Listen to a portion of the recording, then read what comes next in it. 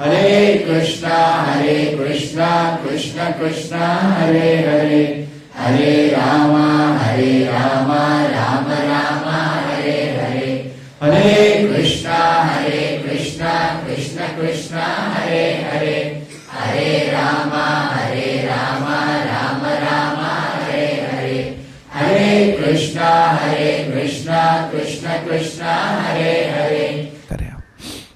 क्योंकि दुर्वासा मुनि बड़े संत हैं, बहुत बड़े ब्राह्मण हैं, ये क्षत्रिय है, तो क्षत्रिय का वर्णाश्रम के अनुसार ब्राह्मण को सेवा करना चाहिए, आदर करना चाहिए। और ये ब्राह्मण जन तो नहाने के लिए चले गए, लेकिन क्या नहीं कर रहे, आ नहीं रहे वापस। और एकादशी व्रत में एक परायण टाइम होता है, एक टाइम होता है जब तक आपको व्रत तोड़ना है। अभी तो है नहीं, क्या करें, ये मुश्किल पड़ गई, दुविधा आ गई भाई, क्या किया जाए। तो इस समय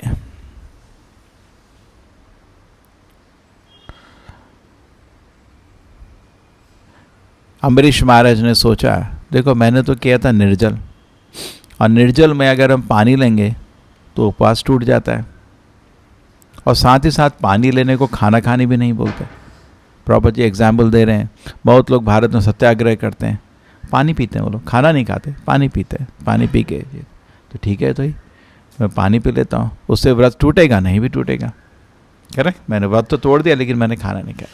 तो निर्णय उन्होंने एक्चुअली ब्राह्मण लोगों को पूछा, वो लोग थोड़ा कंफ्यूज हो गए क्या करें। तो अम्बरीश महाराज ने ये एक सॉल्यूशन दिया, ऐसा कर सकते हैं ना, ठीक है। So this is very clear. Prabhupada ji बोल रहे हैं जो वैष्णव को बुद्धि बहुत शार्प होता है, हाँ? राजा क्षत्रिय था लेकिन वैष्णव था, इसलिए बक्संद प्रभुपाद ने, भक्तिविनोद ठाकुर ने बहुत बार समझाया कि वैष्णव की स्थिति ब्राह्मण से भी आगे है। कि ब्राह्मण को इतना मालूम है हम शरीर नहीं आत्मा है, और ब्रह्म जानते इति ब्राह्मणः, लेकिन वैष्णव भगवान को जानता है, ब्राह्मण खाली ब्राह्मण को जानता है, वैष्णव पर ब्राह्मण को जानता है। इसलिए वैष्णव का आदर ब्राह्मण से भी ज़्यादा होता है। लेकिन वैष्णव बनना नहीं, मजाक नहीं है, वैष्णव भी बहुत बड़ी चीज़ है, ठीक है। तो ये भ्रम में पड़ना कोई मुश्किल चीज़ नहीं है, हाँ, भ्रम में पड़ना बहुत, प्रभु जी बोलते हैं इस दुनिया में तो भ्रम है ही, हम लोग यहाँ संतुष्ट होना चाहते हैं लेकिन इस दुनिया में खुशी है नहीं। हम लोग, सब लोग मन की शांति है नहीं, सोचते हैं ऐसा हो जाए, मन की शांति कभी नहीं होगी, करते रहो, कितना भी एडजस्टमेंट कर लो, इस दुनिया में आपको शांति और खुशी नहीं मिल सकती, ये बहुत मुश्किल जगह है। सो इस तरह आप देख सकते हैं कि इसमें उल्लेख किया गया है भगवद गीता में भी, जब अर्जुन को डायलेमा हुआ था, यहाँ शब्द, मूल शब्द डायलेमा, परप्लेक्सिटी, तो प्रभुपाद जी तात्पर्य में लिखते हैं तो सभी लोग परप्लेक्स्ड हैं इस दुनिया में। हाँ, अर्जुन को टोटली समझ नहीं आ रहा था, युद्ध करें नहीं करें, टोटल कन्फ्यूजन था। तो वो कृष्ण के पास गया, कृष्ण को गुरु के रूप में स्वीकार किया, फिर उसको ज्ञान मिला, ठीक है। ये बहुत इंपॉर्टेंट है, हर आदमी को डायलेमा रहता है। इसीलिए वेद है, जब पांडव लोग थे वो तो वनवास में भी थे, बहुत उनके जीवन में मुश्किलें नहीं थी, लेकिन उन्होंने कभी भी एक भी पाप कर्म नहीं किया। क्यों? देव अच्युत आश्रय, हमेशा कृष्ण का, ब्राह्मणों का, शास्त्र का, हमेशा वो रास्ता देखते रहे। आप देखिए परीक्षित महाराज के भी जब मृत्यु का काल था, मेरा क्या ड्यूटी है, हमेशा आदमी इतना केयरफुल रहता था कि मेरे हाथ से कुछ गलत ना हो जाए। कल रात को हम कृष्णा बुक पढ़ रहे थे, तो उसमें प्रभुपाद जी के पहले अध्याय में 2 चीज आ रही थी, the devotee is very careful and fearful. ये 2 चीज बहुत भक्त की जिंदगी में रहती है, भक्त है तो। और केयरफुल मतलब हर चीज को बहुत ध्यान से करता है, बहुत केयरफुल रहता है। भगवान की सेवा करनी है, सपोज आप कोई भी इम्पोर्टेंट काम कर रहे हो, 2 चीज आपकी रहनी चाहिए। एक तो साइड अपने को केयरफुल रहना चाहिए, और ध्यान, और fearful मतलब अगर मेरे से कुछ गलती हो गई भगवान गुस्सा हो जाएंगे। हमेशा ये दो चीज रहना चाहिए। भक्त है तो हमेशा ये ग्रांटेड नहीं लेना चाहिए भगवान हमसे हमेशा खुश हैं, ऐसा नहीं है। अभी भक्त नहीं बना वो, अगर ऐसा सोच रहा है तो नहीं, अपराध ना हो जाए कोई, नहीं, केयरफुल जितना हो सकता है अपनी तरफ से केयरफुल रहता है। उसके बावजूद भी कितना भी कर लो अपराध तो होता ही हम लोगों से। फियरफुल भगवान को प्रॉपर से ये भक्त के लक्षण रहते हैं, ऑलवेज केयरफुल एंड फियरफुल। सो इधर अम्बरीश महाराज भी बहुत केयरफुल हैं, फियरफुल भी हैं, भाई अपराध ना हो जाए। लेकिन ये तो क्या एकादशी व्रत तो पूरा करना है हमको, केयरफुल एंड फियरफुल। सो अर्जुन भी is careful and fearful, is careful. भगवान का शरण लेना है, मेरे को डाउट हो रहा है युद्ध करें नहीं करें, फियरफुल गलत ना हो जाए। इसलिए अर्जुन बोलते हैं मेरे से पाप कर्म ना हो जाए, मैं युद्ध करूं मेरे को तो लग रहा है पाप कर्म हो जाएगा। फियरफुल सोच रहा है पूरा सिचुएशन को। आज जब उसको रास्ता नहीं दिखा कृष्ण का शरण ले लिया, आप मेरे को गाइड करें, मेरे को बिल्कुल कंफ्यूजन हो रहा है। लेकिन दुर्योधन आप देखते हैं उस स्थिति में दुर्योधन एक बारी भी कुछ नहीं सोचता, ना तो वो केयरफुल है ना तो फियरफुल है। अरे भाई भगवान उससे खुद आके बोले ये युद्ध ना करो, खुद उसको विश्वरूप दिखा के चले गए।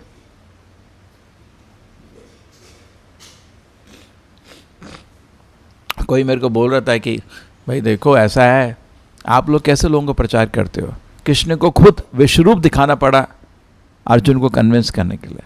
गलत बोल रहा है, क्योंकि विश्वरूप तो कृष्ण जी अर्जुन से पहले दुर्योधन को दिखा चुके थे, छोटा, फुल नहीं, फुल तो कृष्ण को दिखाया। जब शांति के लिए चले गए थे तो दुर्योधन उसके साथ कर्ण ये सब मिलके उनका प्लान था कि भगवान को अरेस्ट कर देंगे, और उधर कृष्ण ने अपना छोटा विश्वरूप दिखाया, ठीक है, और दुर्योधन ने देखा, लेकिन वो तो शरण नहीं लिया भगवान के। वो तो सोचा कोई मायावी है, थोड़ा मैजिक कर रहा है, वो शरण नहीं लिया। नहीं, तो ये ऐसा नहीं है कि आप भगवान की महिमा तो हर क्षण दिखती है, और आपका दिल कपटी होगा आप कभी भगवान की शरण नहीं लोगे, कितना भी भगवान आपको अपना ऐश्वर्य दिखा दें। हैं, कृष्ण भगवान का ऐश्वर्य देखने में कोई ज़्यादा मुश्किल नहीं है।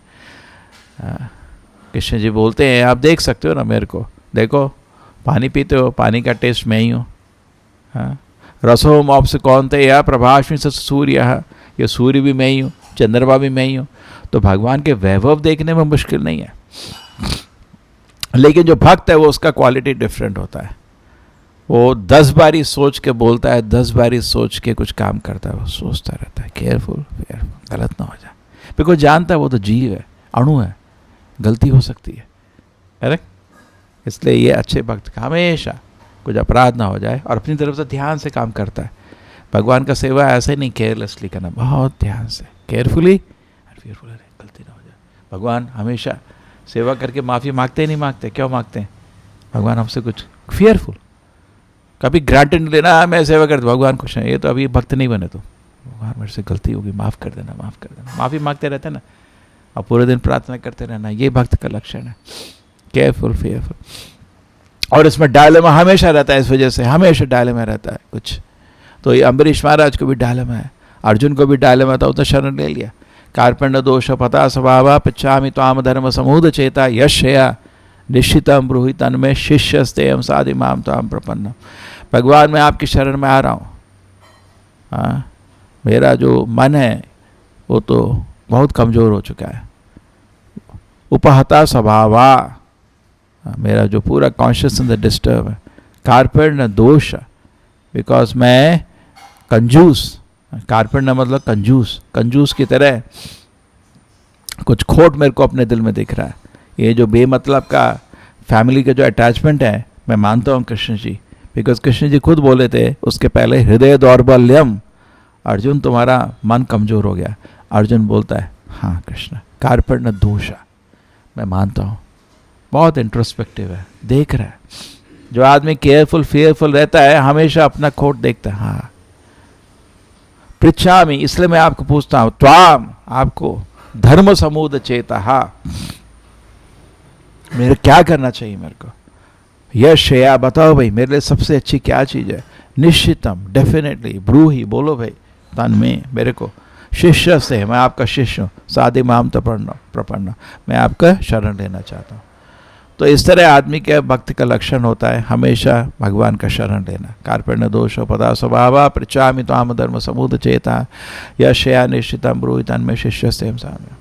परीक्षित महाराज भी मृत्यु दंड मिल गया था, वो गुस्से से वापस में उसमें भी कुछ विपरीत कर सकते थे, नहीं क्या, केयरफुल, वो उसका नहीं सोच रहे थे, वो तो चलो छोड़ो, उसने जो किया किया, मेरे को क्या करना चाहिए। सुखदेव गोस्वामी जब मिले, ये नहीं बोला कि उसको भी कुछ श्राप दे दो, उसके मन में उसके लिए कोई भी गुस्सा नहीं था, जबकि मृत्यु दंड बहुत भारी था।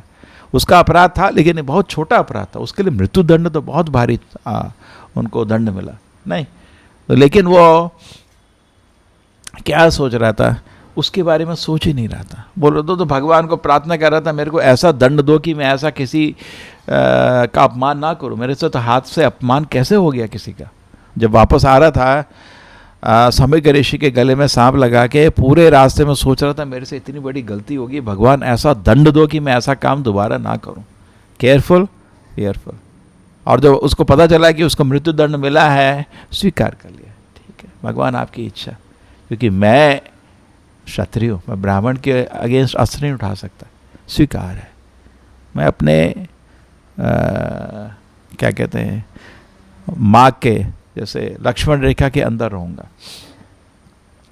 आचार के बाहर आना लक्ष्मण रेखा के बाहर आना होता है, फिर आदमी की इज्जत चले जाती है। करेक्ट, दुराचार्य की कोई इज्जत नहीं होती उसने, और उसकी सुरक्षा हुई, क्योंकि हमने आचार में रहा, भगवान से प्रार्थना करता रहा, तो भगवान ने उसकी सुरक्षा कर दी। क्या किया, सुखदेव गोस्वामी को भेज दिया। और सुखदेव गोस्वामी जब आए, उसके दिल में हमको एक भी नहीं दिखता कुछ गुस्सा अपने शमीक ऋषि के लिए या श्रृंगी के लिए, कोई नहीं। मैं क्या करूं, अब ये था मैं क्या करना चाहिए मेरे को, केयरफुल केयरफुल, कुछ गाइड करो मेरे को। ये तो भक्त का लक्षण, अच्छे स्टूडेंट का लक्षण ही है, हमेशा केयरफुल केयरफुल, है ना। आप किसी को ट्रेन कर रहे हैं, दो चीज़ उसके गुण होने चाहिए तो आप ट्रेन कर पाओगे। बहुत केयरफुल अपना सेवा करता, फेयरफुल, तो गलती तो नहीं होगी, हाँ गलत किया। तो सिमिलरली अम्बरीश महाराज केयरफुल फेयरफुल, लगा कि मेरे से अपराध हो गया भाई, ये तो इतना बड़ा दानव बना के मेरे पीछे भेज रहे, भगवान की शरण में चले गए। जब वो पानी भी पीने वाले थे, अभी हमने पढ़ा, भगवान को स्मरण करते, भगवान देखो यही तरीका लगता है, मेरा एकादशी व्रत मैं नहीं तोड़ना चाहता, इसलिए मैं ले रहा हूँ, आपको याद करके ले रहा हूँ, आप सुरक्षा करना मेरे। और जब उसने दाना बनाया उसको मारने के लिए, बेमतलब में, देखो इतना घमंड, तब ये चीज़ डिस्कस कर रहे थे। कोई भी चीज़ करो, अगर वो भगवान से कनेक्शन नहीं होगा तो उसमें आपको घमंड आ जाएगा। हमेशा कोई भी चीज़ करो, गुरु कृष्ण के आदेश के अनुसार करी जाती है, बिना नहीं। और आदेश के अनुसार करोगे तो क्या सोचोगे, मेरे को एक काम करने के लिए बोला है लेकिन मैं इसके लायक नहीं हूँ, ये आपके दिल में होना चाहिए, बाहर हमेशा बोला नहीं जाता। करेक्ट, गुरु हमेशा नहीं बोलता मैं लायक नहीं हूँ, ऐसा हमेशा नहीं बोलता, लेकिन उसका दिल में ये वास रहता है, मेरे को मेरे गुरु ने ये सेवा दी है गुरु बनने की, लेकिन मैं इसके लायक नहीं हूँ। गुरु हमेशा ये सोचता है, असली गुरु। प्रभुपाद जी खुद ये बोलते थे, भक्तसंत प्रभुपाद खुद ये बोलते थे। लेकिन सेवा करी तो राजा भी इसी तरह सेवा करता है, उसके दिल में ये नहीं होता मैं राजा नहीं, मेरे को बोला गया है ये सेवा करने के लिए, इसलिए वो सेवा करता है। केयरफुल केयरफुल, ठीक है। तो ये बहुत इंपॉर्टेंट एलिमेंट है। तो अम्बरीश महाराज जी बहुत केयरफुल थे, अरे नहीं ब्राह्मण सज्जन आए, बहुत शक्तिशाली ब्राह्मण है। दुर्वासा मुनि तो कितना चीज लोगों को आशीर्वाद दिया है, कह रहे द्रौपदी को भी 5 हस्बैंड उन्हीं के आशीर्वाद से मिले थे। अब तरह तरह के, पता नहीं मैं कहाँ कहाँ गलती ना हो जाए, लेकिन बहुत सारी जगह उन्हीं के आशीर्वाद है। वो अक्षय पात्र भी उन्होंने ही दिया था, है ना, द्रौपदी को। कह रहे तरह तरह में देखो आप, नहीं लिस्ट देख सकते हैं आप, किस किस को उन्होंने आशीर्वाद, किस किस को श्राप दिया। बहुत शक्तिशाली है, उनको माना जाता है छोटे टेम्परामेंट वाले, इजीली गुस्सा आते हैं, इजीली आशीर्वाद करते हैं। कुछ शिव का अंश है उनमें, इसलिए उनका ऐसा आचरण है। शिव जी बहुत इजीली खुश हो जाते हैं, बहुत इजीली गुस्सा हो जाते हैं, है ना। तो ठीक है, आशुतोष, इसलिए उनका नाम आशुतोष है, ठीक है। तो अभी क्या करें, तो उन्होंने तो भाई पानी पिया, अब ब्राह्मण गुस्सा हो गए। अब वो इस चीज़ पे नहीं पड़ रहे कि उनको गुस्सा होने का नहीं, वो उनका काम है भाई, अब मेरा काम है, ठीक है। अब मैं तो ब्राह्मण से लड़ूंगा नहीं, भाई तुम गुस्सा क्यों हो रहे हो, क्या हो गया, तुम पागल हो गए हो क्या, नहीं मैं ये नहीं करूँगा, मेरा काम नहीं है, मैं तो क्षत्रिय हूँ, उनको शिक्षा देना मेरा काम नहीं है। अब मैं मेरा अपना काम करने का। तो वो सोच रहे हैं भगवान लगता है कुछ गलती हो गई है, तो ब्राह्मण सज्जन इतने गुस्सा हो गए, वो अपने बहुत बड़ा दानव उनकी तरफ आ रहा था, भगवान की शरण में चले गए शांति से, बिल्कुल भी विचलित नहीं हुए। ये महान भक्त के लक्षण है। क्या होता है ना, टेस्टिंग सिचुएशन में असली गुण बाहर आ जाता है। हम लोग को थोड़ा सा कोई निरादर कर दे, थोड़ा सा कोई अपमान कर दे, थोड़ा सा कोई हानि दे, तो हम तो धनादन शुरू हो जाते हैं। किसने बनाया है कभी? किसी ने अभी ये श्लोक बनाया था, ये धन धनादन, पहले शिक्षा फिर ये फिर धनादन। तो उसको डांटा गया, ये कहाँ से नया श्लोक बनाया तूने, धनादन। उसने पब्लिक में किसी मिनिस्टर ने मध्य प्रदेश में किसी पुलिस ऑफिसर की या किसी गवर्नमेंट ऑफिसर की पिटाई करी। तो उसको पूछा क्यों करी, नहीं पहले मैंने शिक्षा दी, वो उसने नहीं सुना, फिर मैं दोबारा समझाया, नहीं सुना, फिर धनादन। ये तो लोग पूछे कहाँ से बना लिया तूने धनादन, ये गलत है। तो ये नहीं सोचा उसने, भाई परीक्षित महाराज ने, धनादन है इसको तो मारे, इसको दुर्वासा मुनि को मार भी सकता था, उसके पास सुदर्शन रखा था भगवान का, उसी समय उसको मृत्यु दंड दे सकता नहीं, वो अपने सीमा रहा। तो ये टेस्टिंग सिचुएशन में एक्चुअली असली गुण बाहर आ जाते हैं। एक्चुअली जितना हम अच्छा साधना करेंगे उतना हमारा मन दिल से अंदर से पवित्र होता है, तो उसके बाद टेस्टिंग सिचुएशन में भी अंदर से मन शांत रहता है। बाहर से आदमी को भी अलग अलग तरह से काम करना पड़ता है, ऐसा नहीं है कि आदमी हमेशा नम्र ही रहता है, उसको अपने अलग तरह से काम करना पड़ता है। जैसे परीक्षित महाराज को जब देखा जो गलत काम हो रहा है काली पुरुष का, उन्होंने तलवार निकाल दी। ये नहीं क्या कर रहे हो, अरे बेशरम तेरी हिम्मत गाय को छूने की, तलवार बाहर निकाल दी उन्होंने, ठीक है ना। आप ओके डन। तो प्रहलाद महाराज का भी हम देखते हैं जब बहुत मुश्किल स्थिति थी, असली गुण बाहर आ गए, बहुत उनका मन बिल्कुल विचलित नहीं हुआ। अंदर से मन विचलित नहीं होना चाहिए, कैसी भी स्थिति हो। मात्रा स्पर्शास्त कौन्तेया शीतोष्णा सुख दुख दाहा आगम पायनो नित्यताम शिक्षा से भारता, ठीक है। तो इस तरह अपने मन को काबू में रखना चाहिए। दुनिया में तो रहेगा, बिहेवियर किसी का ही परफेक्ट नहीं है, हमारा ही परफेक्ट नहीं है, ठीक है। तो अगर सोशल इंटरकोर्स में हम छोटी छोटी चीज़ को लेके बहुत डिस्टर्ब हो जाएंगे तो फिर साधना करना बहुत मुश्किल हो जाएगा। त्रिनाथ अपि सुनी छेना तरोर अपि सहिष्णा अमानी न मान देना कीर्ति न सदारी। चैतन्य महाप्रभु बोलते हैं नाम का अगर शरण लेना है तो ये दुनिया की विचलता से डिफरेंट होना चाहिए।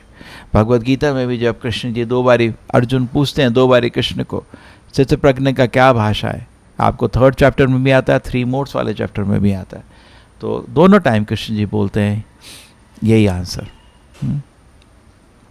दुखेश अनुद्विग्नवना सुखेश विगता स्प्रिया वीतराग भया क्रोधा, ठीक है। भया क्रोध इस सब से मुक्त हो जाता है। दुखेश दुख सुख उससे कोई उसका मन उसका विचलित नहीं होता। तो ये अच्छे भक्त के लक्षण है। और अम्बरीश महाराज भी इतनी मुश्किल स्थिति में अपने भक्त के लक्षण दिखा रहे हैं। और दुर्वासा मुनि एक्चुअली हार गए, कह रहे हैं। अब 2 लोग वार्तालाप कर रहे हैं, जो आदमी गुस्सा होता है जनरली बोलते हैं तू वार्तालाप ऑलरेडी हार गया, आगे बात करने की जरूरत ही नहीं है तेरे से। हम डिस्कशन कर रहे हैं, गुस्सा करने की क्या जरूरत है, कोई डिस्कशन कर रहे हैं। ब्राह्मण लोग डिस्कस करते हैं ये चीज़ ठीक है नहीं है, दूसरा आदमी अभी डिस्कशन बंद कर दिया, गुस्सा आ गया तो क्या बोलते हैं, वो तो डिस्कशन हार गया, है ना। तो सिमिलरली आचरण से देख सकते हैं कि अम्बरीश महाराज जीत गए। वो तो दूसरा चीज़ है, अभी भगवान का सुदर्शन चक्र आएगा, उनकी सुरक्षा करेगा, ठीक है। तो भक्त हमेशा अपने आचरण में रहता है और भगवान की हमेशा उसको सुरक्षा होती है। परीक्षित महाराज अपने आचरण में रहे और उनको सुरक्षा मिली। सुखदेव गोस्वामी आके उनको आध्यात्मिक प्रगति कराए। तो सेवे अम्बरीश महाराज भी अपने आचरण की सीमा में रहे, क्षत्रिय के धर्म के बाहर नहीं गए, जा सकते थे बहुत शक्ति। भगवान ने खुद अपना सुदर्शन दिया था, सुदर्शन चिल्लाए भी नहीं, भगवान की शरण, आपकी जो इच्छा भगवान, मेरे से लगता है कुछ अपराध हो गया है, और भगवान ने उनको नहीं, तेरे से कोई अपराध नहीं हो, उसको सुरक्षा दिया। श्रील प्रभुपाद की, ಶ್ರೀಮದ್ ಭಾಗವತಂ ಕಿ. ಹರೇ ಕೃಷ್ಣ. ಜೀವನದಲ್ಲಿ ಹಲವು ಬಾರಿ ನಾವು ಗೊಂದಲಕ್ಕೀಡಾಗುತ್ತೇವೆ. ಏನು ಮಾಡಲು ತೋಚದಂತಹ ಪರಿಸ್ಥಿತಿ ನಿರ್ಮಾಣವಾಗುತ್ತದೆ. ಅದೇ ರೀತಿ ಅರ್ಜುನ ಕೂಡ ಕುರುಕ್ಷೇತ್ರ ಯುದ್ಧ ಭೂಮಿಯಲ್ಲಿ ಕ್ಷತ್ರಿಯ ಧರ್ಮ ಪಾಲಿಸುವ ವಿಷಯದಲ್ಲಿ ಗೊಂದಲಕ್ಕೀಡಾಗಿದ್ದ. ಅವನ ಸ್ವಂತ ಸಂಬಂಧಿಕರು, ಗುರು ಸೇರಿದಂತೆ ಬಂಧು ಬಾಂಧವರೆಲ್ಲ ಅವನ ವಿರುದ್ಧ ಹೋರಾಡಲು ತಯಾರಾಗಿ ನಿಂತಿದ್ದರು. ಆದರೆ ಅದೃಷ್ಟವಶಾತ್ ಅರ್ಜುನ ಕೃಷ್ಣನ ಮೊರೆ ಹೋಗಿ ಅವನಿಗೆ ಶರಣಾಗಲು ನಿರ್ಧರಿಸಿದ. ಇದರಿಂದ ಕೃಷ್ಣ ಅರ್ಜುನನಿಗೆ ಭಗವದ್ಗೀತೆಯ ಸಂದೇಶವನ್ನು ಸಾರುವಂತಾಯಿತು. ಕೃಷ್ಣನ ಪ್ರಪ್ರಥಮ ಬೋಧನೆ ಎಂದರೆ ಯಾವುದೇ ಸಂದರ್ಭದಲ್ಲೂ ದೇಹಕ್ಕೆ ಸಂಬಂಧಿಸಿದ ಪರಿಸ್ಥಿತಿಯ ಪ್ರಭಾವಕ್ಕೆ ಒಳಗಾಗಬಾರದು. ಯಾಕೆಂದರೆ ನಾವು ಈ ದೇಹವಲ್ಲ, ನಾವು ಆತ್ಮ, ಪರಮಾತ್ಮನ ಒಂದು ಅಂಶ. ನಾವು ನಮ್ಮ ಮನಸ್ಸು ಹಾಗೂ ಇಂದ್ರಿಯಗಳನ್ನು ಹೇಗೆ ನಿಯಂತ್ರಣದಲ್ಲಿ ಇಟ್ಟುಕೊಳ್ಳಬೇಕು, ಎಷ್ಟು ಜಾಗರೂಕರಾಗಿರಬೇಕು ಎಂಬುದನ್ನು ಕೂಡ ಕೃಷ್ಣ ವಿವರಿಸುತ್ತಾನೆ. ಒಂದು ವೇಳೆ ನಾವು ಎಚ್ಚರ ವಹಿಸದಿದ್ದರೆ ನಮ್ಮ ಚೇತನವು ಅಧೋಗತಿಗೆ ಇಳಿಯುತ್ತದೆ. ಈ ರೀತಿಯ ಅಧೋಗತಿಗಿಳಿದ ಕೀಳು ಮಟ್ಟದ ಪ್ರಜ್ಞೆಯು ಮನುಷ್ಯನನ್ನು ಪಾಪ ಕಾರ್ಯಗಳನ್ನು ಮಾಡುವಂತೆ ಕೆಟ್ಟ ದಾರಿಗೆ ಎಳೆಯುತ್ತದೆ. ಈ ಪಾಪ ತುಂಬಿದ ಜೀವನವೇ ಅತ್ಯಂತ ಆನಂದದಾಯಕ ಎಂಬ ಭ್ರಮೆಯನ್ನುಂಟು ಮಾಡಿ ಕೊನೆಗೆ ಸತ್ತ ನಂತರ ನರಕಕ್ಕೆ ಕೊಂಡೊಯ್ಯುತ್ತದೆ. ನಮ್ಮ ಭಕ್ತಿ ಕೂಡ ನಾವು ಅಳವಡಿಸಿಕೊಂಡು ಬಂದಿರುವಂತಹ ಚೇತನದ ಅನುಸಾರವಾಗಿಯೇ ಇರುತ್ತದೆ. ಈ ಎಲ್ಲ ಜಂಜಾಟಗಳಿಂದ ಪಾರಾಗಲು ಜನರು ಯೋಗಾಭ್ಯಾಸ, ಜ್ಞಾನ, ಅಷ್ಟಾಂಗ ಹಾಗೂ ಭಕ್ತಿ ಮಾರ್ಗದ ಮೊರೆ ಹೋಗುತ್ತಾರೆ. ಆದರೆ ಭಗವದ್ಗೀತೆಯ ಸಾರಾಂಶವೇನೆಂದರೆ ಭಕ್ತಿಯೋಗವೇ ಅತ್ಯಂತ ಶ್ರೇಷ್ಠವಾದ ಮಾರ್ಗ. ಭಕ್ತಿ ಮಾರ್ಗದ ಮೂಲಕ ಮಾತ್ರವೇ ಮನುಷ್ಯನು ಕೃಷ್ಣನ ಪಾದಕಮಲವನ್ನು ಸೇರಿ ವೈಕುಂಠ ಪ್ರಾಪ್ತಿಯನ್ನು ಹೊಂದಬಹುದು. ಕಲಿಯುಗದಲ್ಲಿ ಭಕ್ತಿ ಮಾರ್ಗವನ್ನು ಪಾಲಿಸುವ ಅತ್ಯಂತ ಸುಲಭ ಹಾಗೂ ಶ್ರೇಷ್ಠವಾದ ವಿಧಾನವೆಂದರೆ ಪವಿತ್ರ ಹರಿನಾಮದ ಜಪ. ಹರೇ ಕೃಷ್ಣ ಕೃಷ್ಣ ಕೃಷ್ಣ ಹರೇ ಹರೇ, ಹರೇ ರಾಮ ರಾಮ ರಾಮ ಹರೇ ಹರೇ. ಕೃಷ್ಣ ಪ್ರೇಮವನ್ನು ಪಡೆಯಬೇಕಾದರೆ ನಾವು ನಮ್ಮ ಭಕ್ತಿ ಮಾರ್ಗದಲ್ಲಿ ದೃಢ ನಿಶ್ಚಲರಾಗಿದ್ದುಕೊಂಡು ಯಾವುದೇ ಸಂದರ್ಭದಲ್ಲೂ ಧೃತಿಗೆಡದೆ ಅಚಲರಾಗಿರಬೇಕು ಎಂದು ಹಲವಾರು ಉದಾಹರಣೆಗಳೊಂದಿಗೆ ಭಗವದ್ಗೀತೆಯಲ್ಲಿ ವಿವರಿಸಲಾಗಿದೆ. ದೇವರನ್ನು ತಲುಪಲು ಅಡ್ಡಿಯಾಗುವ 4 ಪ್ರವೃತ್ತಿಗಳು ಹಾಗೂ ದೇವರನ್ನು ತಲುಪಲು ಸಹಾಯಕವಾಗುವಂತಹ 4 ಮಾರ್ಗಗಳ ಬಗ್ಗೆಯೂ ನಮಗೆ ಅರಿವಿರಬೇಕು. ಚಾತುರ್ವರ್ಣ ನನ್ನಿಂದಲೇ ಸೃಷ್ಟಿಯಾಯಿತೆಂದು ಕೃಷ್ಣ ಸ್ಪಷ್ಟಪಡಿಸಿದ್ದಾನೆ. ಜಾತಿ ಧರ್ಮಗಳು ಅವರವರ ಗುಣ ಹಾಗೂ ವೃತ್ತಿಗನುಗುಣವಾಗಿದೆಯೇ ಹೊರತು ಹುಟ್ಟಿನ ಪ್ರಕಾರವಲ್ಲ ಎಂಬುದನ್ನು ಪರಮ ಪುರುಷೋತ್ತಮ ಸಾರಿ ಹೇಳಿದ್ದಾನೆ. ಭಗವದ್ಗೀತೆಯ ಸಂದೇಶವನ್ನು ಕೃಷ್ಣ ಮೊಟ್ಟ ಮೊದಲಿಗೆ ಸೂರ್ಯದೇವ ವಿವಸ್ವಾನನಿಗೆ ಬೋಧಿಸಿದ. ನಂತರ ಅವನ ಪುತ್ರ ಮನು ಹಾಗೂ ಇಕ್ಷ್ವಾಕುಗೆ ಬೋಧಿಸಲಾಯಿತು. ಭಗವಂತನು ಪರಮಾತ್ಮನಾಗಿ ಪ್ರತಿಯೊಬ್ಬರ ಹೃದಯದಲ್ಲೂ ವಾಸವಾಗಿದ್ದಾನೆ ಹಾಗೂ ನಮ್ಮೆಲ್ಲ ಕಾರ್ಯಕಲಾಪಗಳಿಗೆ ಸಾಕ್ಷಿಯಾಗಿದ್ದಾನೆ. ಈ ಭೌತಿಕ ಜಗತ್ತು ಆಧ್ಯಾತ್ಮಿಕ ಜಗತ್ತಿನ ತಲೆಕೆಳಗಾದ ರೂಪವಾಗಿದೆ. ಕುರುಕ್ಷೇತ್ರದಲ್ಲಿ ಅರ್ಜುನನಿಗೆ ಕೃಷ್ಣನ ವಿಶ್ವರೂಪ ದರ್ಶನವಾಗಿದ್ದು ನಮಗೆಲ್ಲರಿಗೂ ತಿಳಿದಿದೆ. ಈ ವಿಶ್ವರೂಪದಲ್ಲಿ ಅರ್ಜುನನು ಇಡೀ ಬ್ರಹ್ಮಾಂಡ, ಜಗತ್ತಿನ ಶಕ್ತಿ, ಎಲ್ಲ ಅವತಾರಗಳು ಪ್ರತಿಯೊಂದನ್ನು ಕೃಷ್ಣನಲ್ಲಿ ನೋಡಿದ. ಈ ಎಲ್ಲ ಜ್ಞಾನವು ನಮಗೆ ಕೃಷ್ಣನಿಗೆ ಶರಣಾಗಲು ಸಹಾಯ ಮಾಡುತ್ತದೆ. ಯಾಕೆಂದರೆ ಭಗವಂತನ ಶ್ರೇಷ್ಠತೆಯನ್ನು ತಿಳಿದ ಯಾರಾದರೂ ಭಗವಂತನಿಗೆ ಶರಣಾಗುತ್ತಾರೆ. ಕೃಷ್ಣನ ಎಲ್ಲ ಮಹಿಮೆಯನ್ನು ಕೇಳಿದ ಅರ್ಜುನ ಕೃಷ್ಣನಿಗೆ ಸಂಪೂರ್ಣವಾಗಿ ಶರಣಾದ. ಇದರಿಂದ ಭಗವದ್ಗೀತೆಯು ನಮಗೆಲ್ಲ ದೊರಕುವಂತಾಯಿತು. ಭಗವದ್ಗೀತೆಯು ಕನ್ನಡವೂ ಸೇರಿದಂತೆ ವಿಶ್ವದ ಎಲ್ಲ ಭಾಷೆಗಳಲ್ಲೂ ಲಭ್ಯವಿದೆ. ಕನ್ನಡ ಭಗವದ್ಗೀತೆಯು ಅತ್ಯಂತ ಜನಪ್ರಿಯವಾಗಿದ್ದು ಎಲ್ಲೆಲ್ಲೂ ದೊರೆಯುತ್ತದೆ. ಭಗವದ್ಗೀತೆ ಹಾಗೂ ಭಗವಂತನ ಬಗ್ಗೆ ತಿಳಿದುಕೊಳ್ಳಲು ಮಂಗಳೂರಿನ ನಂತೂರಿನಲ್ಲಿರುವ ನಮ್ಮ ಇಸ್ಕಾನ್ ಮಂದಿರಕ್ಕೆ ಭೇಟಿ ನೀಡಿ. ಹರೇ ಕೃಷ್ಣ.